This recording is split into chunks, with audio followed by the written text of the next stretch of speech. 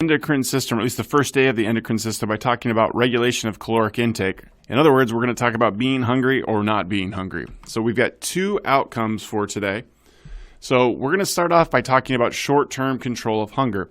There are three primary hormones involved with short-term control of hunger.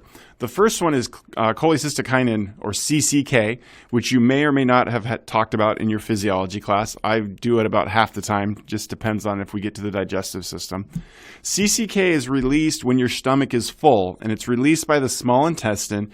And so what it does, or one of the things that it does, is if your stomach's full, well, you don't need more food, and so it basically gets rid of that hunger feeling. Okay, so it suppresses hunger. Then we've got insulin, which we've talked about every video now. And this is released from the pancreas when you've got high blood glucose. If you've got high blood glucose, you don't need more glucose. And so it also suppresses hunger.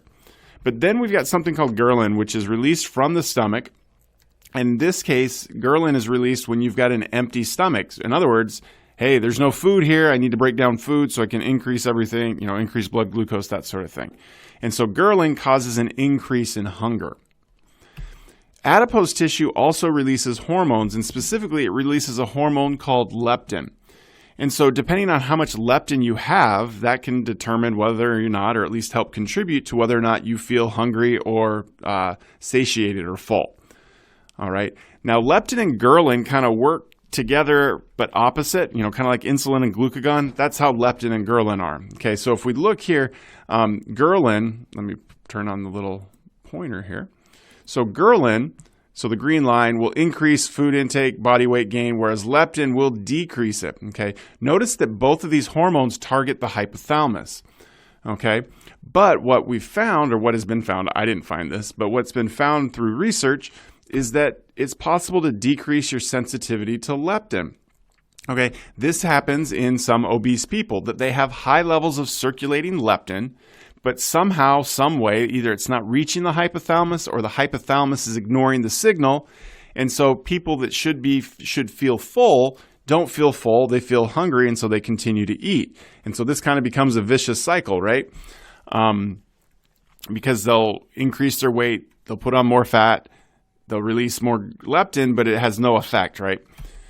But what's also interesting and not understood is that obese people also release less gherlin. Okay, so gherlin causes you to be hungry, leptin causes you not to be hungry, and so it's unusual. It seems unusual that this happens, and they're still trying to figure out what this all means and how it works.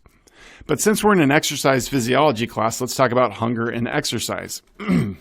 So when you go for a run or you go exercise, your hunger feeling goes away. Okay, and what happens is you decrease the amount of gherlin that's going in, or that's circulating. All right, I remember the last semester when I did this video, right before I did this video, I needed to go run. Excuse me, but I was starving, but I needed to go run. I just needed to kind of clear my head. It was just one of those days. And I'm like, this is going to be a terrible run. But as soon as I started running, almost immediately that hunger feeling went away. It actually really surprised me. I had a great run, and then as soon as I finished, I was ravished and starving and needing to find food. Okay, and so during my exercise, I'm assuming, I don't know because I didn't measure anything, that ghrelin had gone away, and so that hunger feeling went away. Now, as you exercise, and the more you exercise, this is changing your energy balance, your energy requirement. So if you're exercising more than normal, well, your body's going to adapt to that and go, hey, give me more food so we can have more energy so we can do the things that we're trying to do. So you're going to increase your hunger.